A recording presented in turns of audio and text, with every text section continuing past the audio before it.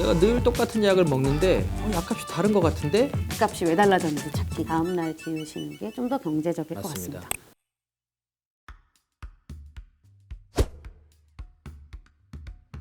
전혀 없습니다. 전혀 그런 생각 안 해봤어요. 저녁에 약을 한번 사본 적이 있는데 전혀 못 느꼈어요.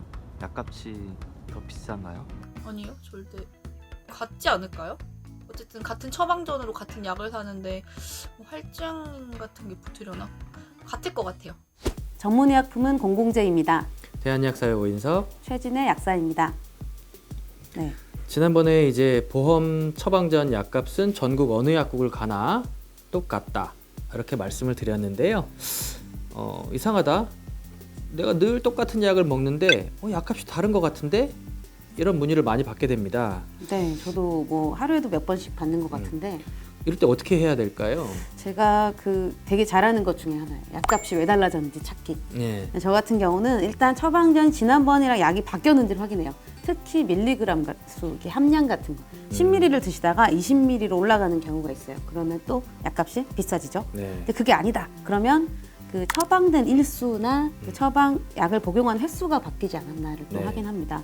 예를 들면 91분을 받으시다가 91일분을 받았을 때 더 네. 비싸지겠죠.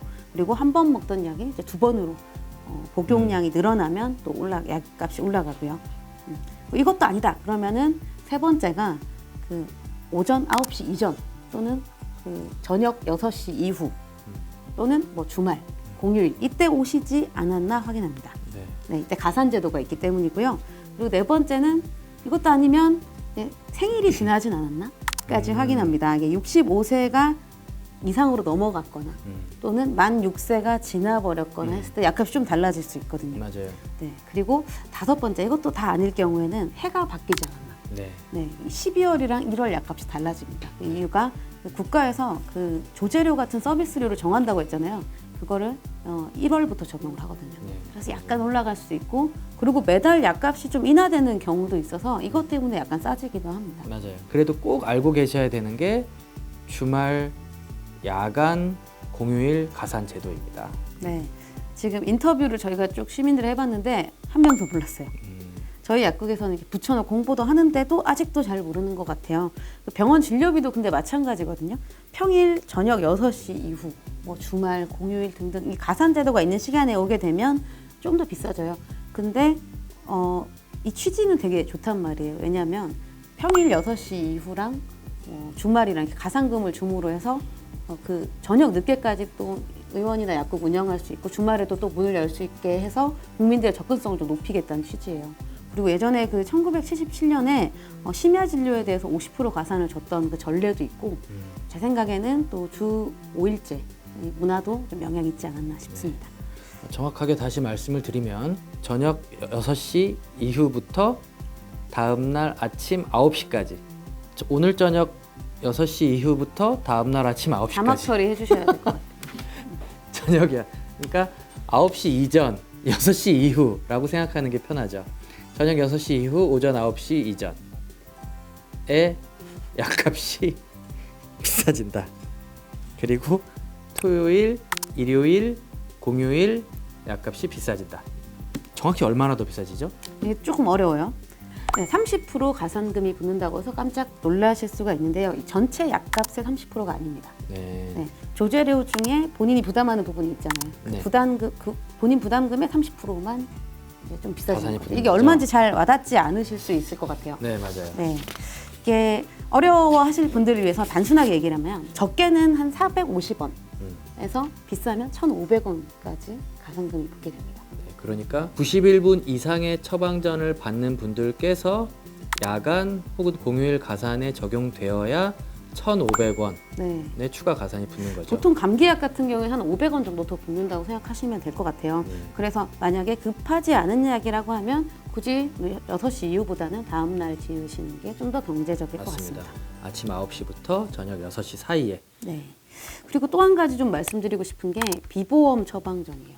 좀 비보험 어려워하실 처방전. 수 있는데 처방전 상단에 보면 이렇게 기타, 건강보험, 의료급여 이렇게 있고 뭐 기타 이렇게 있잖아요. 여기 비보험이라고 써 있는 처방전은 보험 적용이 전혀 안 되는 처방전이에요. 네. 이런 경우는 국가에서 가격을 정하지 않습니다. 네. 약국마다 처방전인데도 약값이 다 달라요. 그러니까 성형외과 혹은 피부과에서 미용을 목적으로 해서 받으시는 진료비도 의료보험이 안 되잖아요. 마찬가지로 맞아요. 해당 질환에 대해서 치료를 받고 처방전을 받아 오셨을 경우에도 그 보험이 되지 않습니다. 네. 그 시술이 보험이 안 되면 약도 보험이 안 된다 이렇게 기억하시면 좋을 것 같은데 사실 저 같은 경우에도 다른 약국은 이 예를 들면 여드름 약이 있다고 하면 그거 얼마를 받는지 저도 몰라요. 그렇죠. 그걸 근데 다 조사를 해서 맞춘다. 그것도 사실은 일종의 담합일 수가 있거든요. 네. 그래서 약국마다 이 비보험 처방전인데도 약이 다 다르다고 해서 어떤 뭔가 이 약국 왜 이렇게 비싸 이렇게 생각하실 수 있을 것 같은데 어떤 특정한 의도가 있는 게 아니라 정하다 보니까 약값이 좀 달라지는 거라고 이해해 주시면 좋겠습니다. 인터뷰를 봐도 약값이 같아야 된다라고 하는 시민분들의 의견에는 어느 정도는 공감을 하기는 하는데요. 이게 여러 어떤 정책 제도적인 측면에서 현재는 가격 정찰제를 진행하고 있지 않습니다.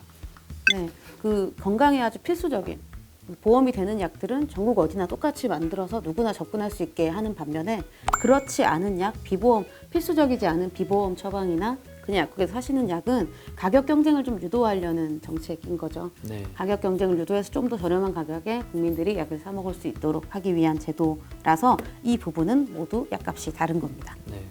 오늘은 이제 야간 가산 그리고 주말 공휴일 가산에 대해서 말씀드렸고 처방전에 보험이 되지 않는 비급여 처방전 약값에 대해서 말씀드렸습니다. 네, 좀 도움이 되셨기를 바라고요. 다음 3탄에서는 비처방약이랑 일반 의약품 약값에 대해서 한번 다뤄보도록 하겠습니다. 네. 전문의 약품은 공공재입니다. 대한약사의 오인석 최진의 약사였습니다.